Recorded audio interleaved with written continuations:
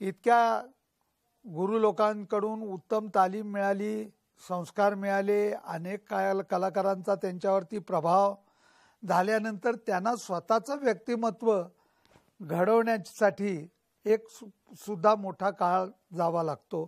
तसा उल्हासजींनी तो त्यांच्या आयुष्यामध्ये दिलेला काळ आहे आणि त्या काळाचा बहुतांशी मी एक स्वतः साक्षीदार आहे. अशा दृष्टीने सांगतो की कलकत्त्याला जाण्यापूर्वीचं त्यांचं गाणं आणि कलकत्त्याला गेल्यानंतरचं त्यांचं गाणं ह्याच्यामध्ये एक आमूलाग्र बदल झालेला आहे आणि ह्याच्यावरती विशेष करून आपण प्रभाव टाकणार आहोत की एक कलकत्त्याला गेल्यानंतर त्यांना एक रेडिओ स्टेशनची नोकरी नव्हती, त्यामुळे बदलापूर ते चर्चगेट हा प्रवासातून त्यांची मुक्तता झाली होती. स्वास्थ्य आलं होतं, विचार करायला वेळ मिळत होता, चिंतन करायला मनन करायला वेळ मिळत होता. त्या चिंतन मननातून त्यांनी आपले स्वतःचं व्यक्तिमत्व कशा रीतीने घडवून घेतलं ते आपण जाणणार आहोत. आणि ह्या कालावधीवरती एक आपण दृष्टिक्षेप टाकताना मला असं वाटतंय की आपण त्याच्यातलं तंत्राची भूमिका विशेष करून कशी म्हणजे मांडणीची गायकी मांडणीची भूमिकेबद्दल नंतर सांगावं, पण नेमकं तंत्राबद्दल म्हणजे आवाजाच्या लगावामध्ये तुम्हाला काय चेंजेस करावायचे वाटले की नेमकं काय तुम्हाला तिथे आवाजाचे लगाव. कारण आमचे गुरुजी म्हणजे गजानन बुवा आपले दोघांचेच गुरुजी, ते गाताना त्यांचे जे आवाजाची पद्धत असते, ते ज्या रीतीने आवाज काढतात, त्यांचे अनेक शिष्य त्याच पद्धतीने आवाजाचे लगाव लावतात. त्याच्यापेक्षा आपले लगाव वेगळे आहेत आणि असं पहिल्यांदा वाटण्याची क्रिया तुम्हाला जी वाटली त्याचं कारण आपण सांगावं असं मला वाटतं. एकतर मला वाटतं 2-3 लोकांच्याकडे शिकल्यामुळे, जसं की राजाभाऊंच्याकडे तिथे मी शिकत होतो, वडिलांच्याकडे ते शिकलोच आणि रामभाऊंच्याकडे शिकलो. तर जसं रामभाऊंच्याकडे शिकत असताना माझं गाणं खूप वेगळं होतं, तर थोडंसं त्यांच्या पद्धतीचं गाणं जरा पांढरीचारमध्ये घेऊन मी गायचो आणि त्यांच्यासारखी लयकारी, त्यांच्यासारख्या तानांचे सट्ट्याची तान वगैरे. तर त्याच्यानंतर जेव्हा बुवांच्याकडे गेलो तर त्यांचं एकदमच वेगळं होतं आणि आकार कसा असायला पाहिजे हे ते सांगायचे. कारण आकार असायला पाहिजे, दमसास कसा असायला पाहिजे, किंवा मध्ये दम तोडून चालणार नाही, जर ती तान कंप्लीट झाल्याशिवाय यायचं नाही वगैरे, हे बुवांचे फार अगदी कटाक्षांनी ते पाळत असत. तर त्याच्यासाठी मग तशी तयारी करायला लागलीच आकाराची. नंतर दमसास वाढला पाहिजे. रामभाऊंच्याकडे असताना असं नव्हतं, त्यांच्याकडे दमसास जेवढा असेल तेवढा झाल्यानंतर लगेच ते वेगळा श्वास घेऊन सुद्धा ती गोष्ट कंप्लीट करायची. पण बुवांच्याकडे हे अशा प्रकारे त्या गाण्याकडे ते पाहत होते आणि त्याच्यामुळे आपोआपच एक आकाराचा, नंतर तानेचा, जलद नसली तरी तानेचं डिझाईन, तर ते सारख्या वजनाने कसं आलं पाहिजे इकडे असं लक्ष माझं गेलं. गजानन बुवांचीच गायकी आपण गाताना आपल्या आवाजातली असलेली उच्चारणं आहेत, ही गजानन बुवांच्या उच्चारणाशी साधर्म्य ठेवणारी नाहीत. गायकीशी साधर्म्य ठेवणारे जरूर, पण आवाजाच्या उच्चारणाशी साधर्म्य ठेवणारे नाही आहेत. आणि आपण बुवांसारखे उच्चारण न करताही बुवांचे विचार गात आहे. ही जी आज वस्तुस्थिती आहे, ह्याचं मुख्य जे मीडियम आहे तो आवाज आणि आवाजाचा लगाव. आणि ह्या आवाजाच्या लगावाची जी तुम्हाला वेगळी प्रेरणा मिळाली ती कुठून मिळाली असं मला वाटतं. मी मग त्यावेळेला मला काही दिवस मल्लिकार्जुन मनसूर पण फार आवडायचे. नंतर केसरबाईंचं तर आम्ही नेहमीच ऐकायचो. तर आपोआपच कळायचं की आकार कसा डेव्हलप केला पाहिजे, आवाजाचे लगाव कसे ठेवले पाहिजे, कारण ते त्यांचं मला खूप आवडायचं. या सगळ्या लोकांचं भीमसेनजींचं ऐकायचो, कसा आवाज ते टाकतात. नंतर कुमारजींचा एक वेगळ्याच प्रकारचा उंचपट्टीचा असला तरी कसा आवाज ते लावतात. तर जे म्हणजे चांगले आवाजदार असे गवई आहेत, अशा लोकांचं अनेकांचं मी ऐकायचो आणि त्यावेळेला लक्षात आलं की मग जर आवाजच घ्यायचा असेल तर ह्यांच्या पद्धतीने आवाज आपण डेव्हलप केला पाहिजे.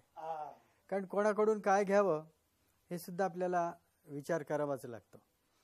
बुवा तसे आवाजात खूप गिफ्ट असलेले असे गवई नव्हते.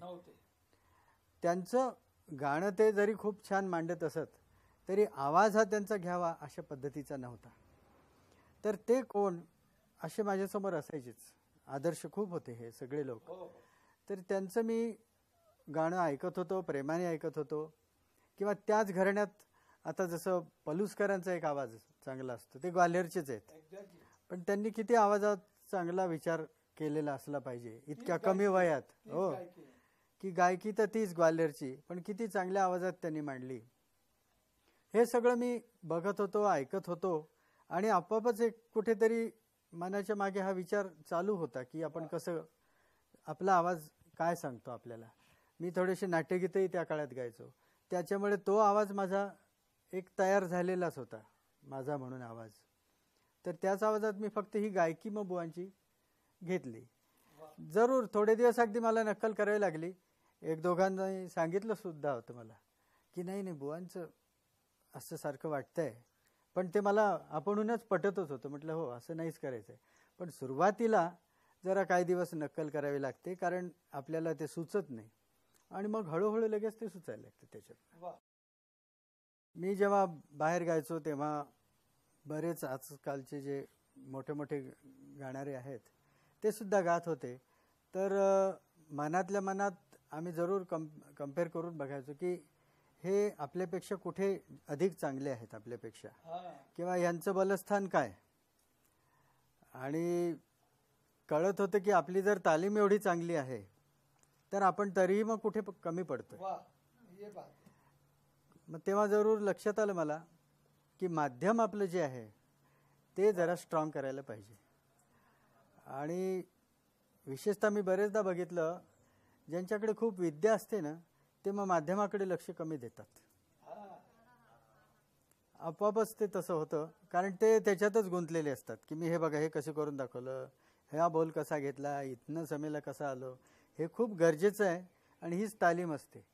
पण तरी आम लोकांपर्यंत जो पोचतो तो आपला आवाज, त्या आवाजाकडे लक्ष दिलं पाहिजे. आणि एकदा दोनदा मला बुवांनी सुद्धा सांगितलं होतं की अरे तुझा जर श्वास चांगला होत असेल तर ह्याला लांब कर जरा, तू कशाला म्हणे हे करतो कमी. कारण एकतर मी ते 80 वर्षाचे 72-73 वर्षाचे असताना शिकायला होतं. थोडासा त्यावेळेला त्यांचा श्वास कमी झालेला, पण ते म्हणायचे नाही नाही तुला कशाला तू तोडतो, तू सरळ गेला पाहिजे. आणि म्हणून ते मग ऐकवायचे पण मला की हे बघ हे एका श्वासात तसं आलं पाहिजे, किंवा आकार कसा लावला पाहिजे ते बरोबर सांगायचे त्यावेळेला रेकॉर्डिंग्स वगैरे ऐकताना.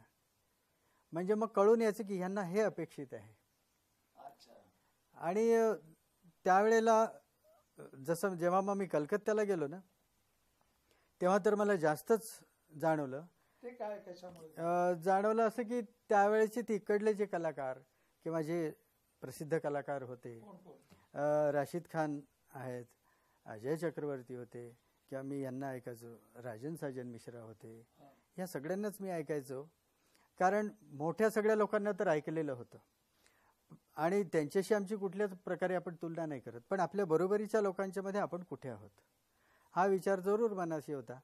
तेव्हाही मला वाटलं की मला अजून थोडा आवाजाकडे किंवा वेगळ्या वेगळ्या प्रकारच्या ताना, कारण आमच्या ह्या ज्या जयपूरच्या असतात किंवा ग्वाल्हेरच्या फार स्पीड त्याच्यात असतेच असं नाही, पण ती स्पीडही आलीच पाहिजे. आणि एका घराण्याच्या पद्धतीने त्या ताना करायचे, नुसती स्पीड दाखवायची नाही आहे कारण. तर अशा रीतीने मग मी थोडासा म्हणजे तानेतली वेगवेगळी वैविध्यता, त्याच्यातली वेगवेगळी डिझाईन, म्हणजे केवळ शक्ती दाखवायची असंही नको व्हायला. इकडे मी लक्ष देऊन आवाजाकडे मी तिथे गेल्यावर अजून जास्त मी थोडीशी मेहनत घेतली. असं वाटतं की ह्या ग्वाल्हेर गायकीला आपण एक विलंबित दर्जानी आज शांत रीतीने आणले. त्याच्यासाठी तुम्ही वेगळी किराणा घराण्याची गायकी तुम्ही त्याच्यात मिसळलेली नाही, तर तुम्ही ती ग्वाल्हेर गायकीच ठेवली. आणि ग्वाल्हेर गायकीनीच त्या म्हणजे त्या घराण्याच्या गायकीची जी मूल्य आहेत ती कायम ठेवून आपण त्याला वेगळ्या रीतीने आयाम दिलेला आहे. आणि हा मला असं वाटतं, हा तुम्ही कलकत्त्याला गेल्यानंतर तुम्हाला एक स्वास्थ्य लाभलं आणि त्या स्वास्थ्यामुळे तुम्ही त्याला एक वेगळा विचार देऊ शकलात, एक असं मला वाटतं. तिथे गेल्यावर करावंही लागलं, कारण आमच्या अकॅडमीमध्येच, मी संगीत रिसर्च अकॅडमीमध्येच सगळे लोक असायचे. तर आमचे जे टूर असायचे तर सगळीकडे कार्यक्रम व्हायचे सगळ्यांचे, तेव्हा प्रत्येकाला आपला प्रभाव दाखवलाच पाहिजे आणि ते लोकांपर्यंत गाणं पोहोचलंच पाहिजे. नुसतं माझ्याजवळ खूप चांगलं आहे, ऑथेंटिक आहे, मी एवढा विद्वान आहे असं म्हणून तर चालणार नाही. ते दाखवता आलं पाहिजे, ते परिणामकारकरित्या दाखवलं पाहिजे, तर कोणी तुम्हाला मानणार. तर त्याच्यासाठी प्रेझेंटेशनसाठी मला बरेच चेंजेस झालेले दिसून येतात. माझे जुने रेकॉर्डिंग ऐकले आणि नंतरचे ऐकले तर हे कळून येतं. नाही, म्हणजे मलाच आठवतंय की पूर्वी मी उल्हासजींबरोबर कलकत्त्याला जाण्यापूर्वी वाजवत होतो, तो 8-10 आवडताना मी निघत असे यांच्याबरोबर आणि लोकांना त्याचंच कौतुक वाटे बरं का. आणि आता तर संपूर्ण मैफिलीमध्ये मी एखाद दुसरा आवर्तन केव्हा तरी त्यांच्या बरोबरीने निघतो, एवढी तफावत आहे.